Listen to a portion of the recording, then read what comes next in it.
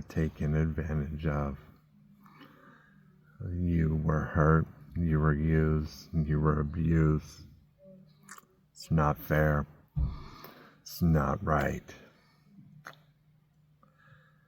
Okay, welcome to the Yup Podcast. Starting out a little heavy there, and I have to confess today's podcast will be a little heavy, but it is a really important podcast. It's going to be heavy, and I'm adjusting my camera here a little bit, but it is necessary, and it is part of the healing process, and it is part of what's going to help you live in this new reality. So let's get the intro music.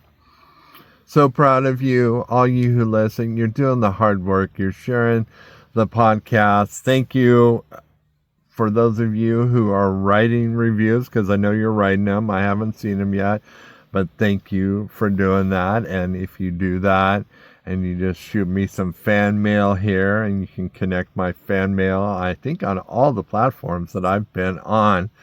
You give me your name. I'll give you a shout out here on the podcast, and I will send you a bumper sticker. So, hey, today's podcast and the intro is something that I thought about a lot, and I thought about it a lot in regards to myself, and I've actually thought a lot in regard to people who you know and who I know that we would consider narcissists, like those people you just don't like being around them, and they're always manipulating, they're shifty, and you get a yuck feeling being around them. And once you become aware of their tactics and what they do and how they just need so much attention and how they have to get it in manipulative and coercive ways and how they have to be in control. First, when you meet them, you're like, boy, this person has it together. But if you happen to marry one, or you're related to one, or have to live with one, you know what a disaster that is, and the control and the intensity and the need for attention and the need for affirmation. Like, you can't ever have a conversation where you share something heartfelt and feel like they listen unless it's going to serve them in some manner. Say the narcissist really screwed up, and so they've got to be empathetic for a season to get that control back. But they're always turning the conversation back to themselves. And truth be told, and this is the part that none of us really want to hear, we all deal with that to some degree. Okay, the truth of this podcast and the hard truth of today's episode is there is so much dysfunction in the world. None of us have escaped dysfunction. We all deal with dysfunction. Our parents, our grandparents, our siblings have lived in this world and have dysfunction. And so this is the thing about the podcast. You're going to be like, Tom, why is this helpful? We'll get to that. But we want to talk about the problem. The problem is denial. We deny we've been hurt. We deny we've been taken advantage of. We deny that there's woundedness inside of us. We deny that there's sickness inside of us. We deny that we're hurt. We deny that we're aching. We deny that we're lonely. We deny that we're longing. The problem is nothing's wrong, but the symptoms say something's very wrong. And I brought up narcissists because a narcissist is really, and it's not even fancy anymore. Once you see through it, and I've been there, I've done that, okay? And some of you have been there, done that. Some of you are still doing it. Some of you are part there and on the road to healing. But behind a narcissist is the hottest, ugliest, wounded mess that you can ever imagine. The story is a very hurt person, a person that's been wounded, that's been a victim.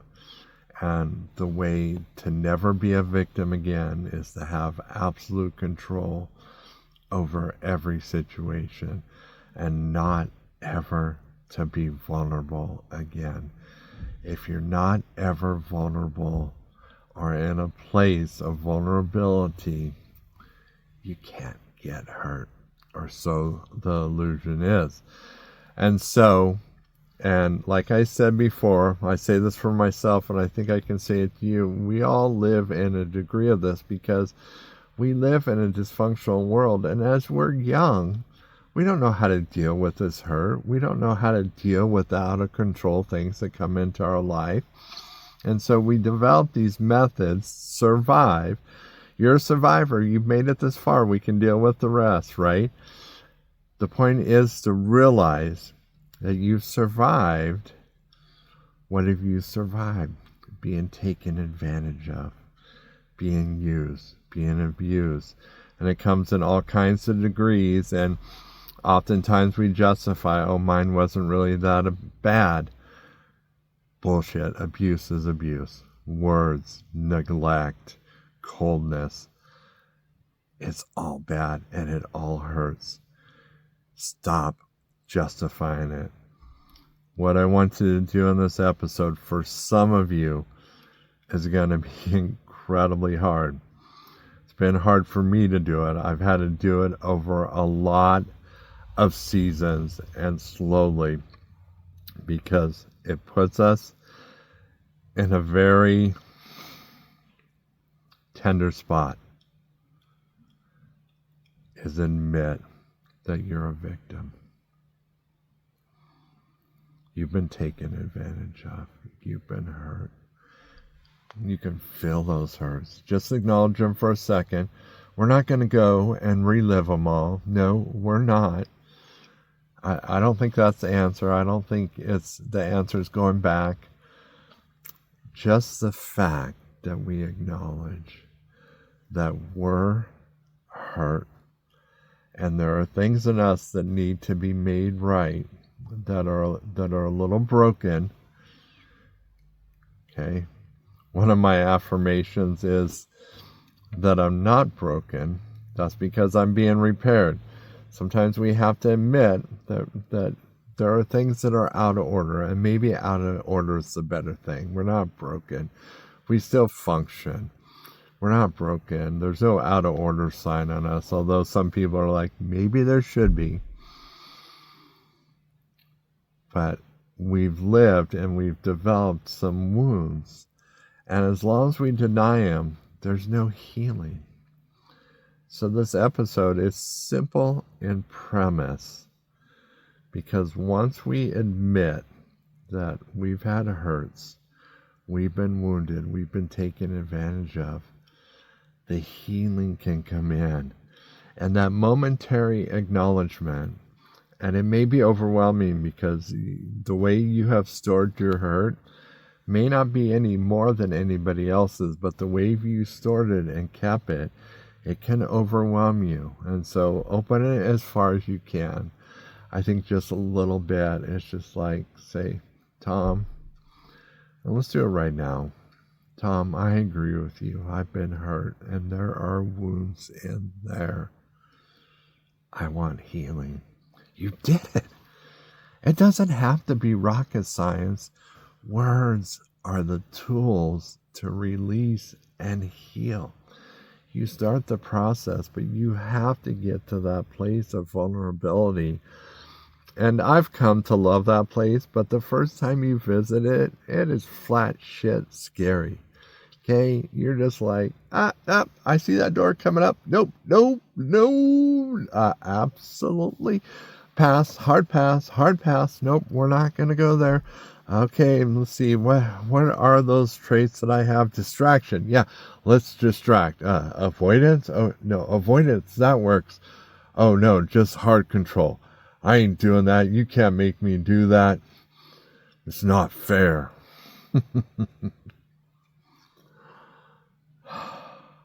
I admit it's a very scary place, perception-wise. Once you get there, you find that healing is there in abundance. So much healing, so so much abundance. And so when you get to that place and you say, yes, I've been hurt in this way and this way. When I was young, my mom and dad neglected me. I didn't get the attention I needed. We didn't have the food in the house we needed. I learned to get things my own way, to manipulate, coerce, to get things. I didn't get love, so I found a way to get love, and it's caused this hurt. That is where the healing process begins. That's where the healing process begins to start. There is, in this place of vulnerability, it is like this doorway to the room full of the healing balms. It is like going down a corridor, and it's dark and it's scary, but you open that door and you're like, wow, so much healing. So much is available here. I can't believe all that's available here. So, the takeaway is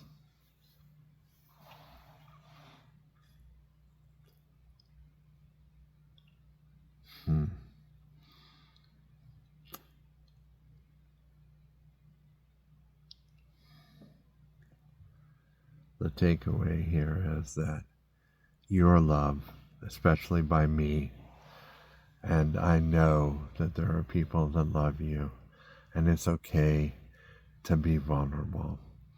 There's a safe space for you. And as you go there, you're going to find the healing. And so the challenge is, in the next couple of days, go there and open it up and be honest about the places and the ways that you've been hurt.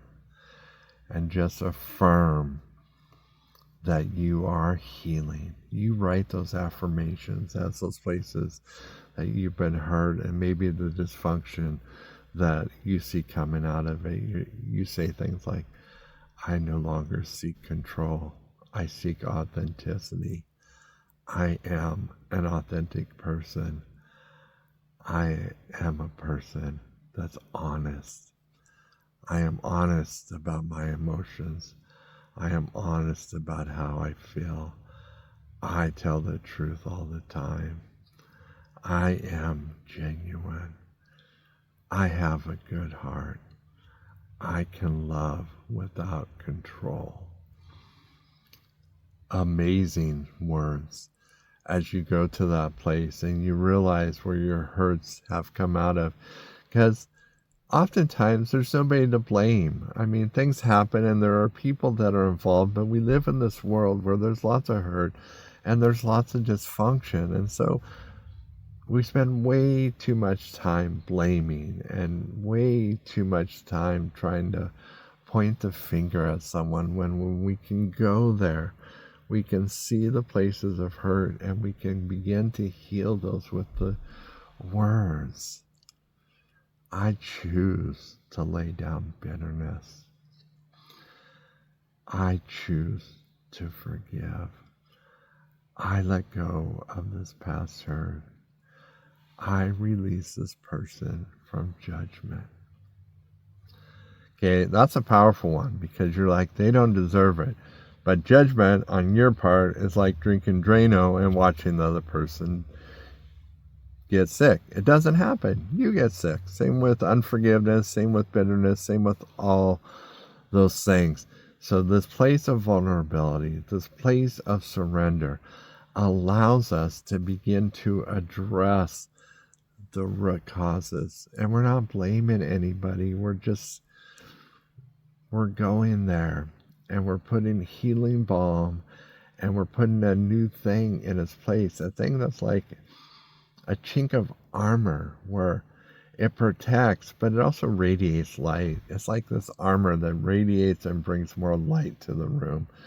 As you replace unforgiveness with forgiveness, it brings light into the room. So as you put that onto yourself, you're bringing more light into your world and into the world around you. There's beauty that's happening in this process where you're vulnerable. You go to that place.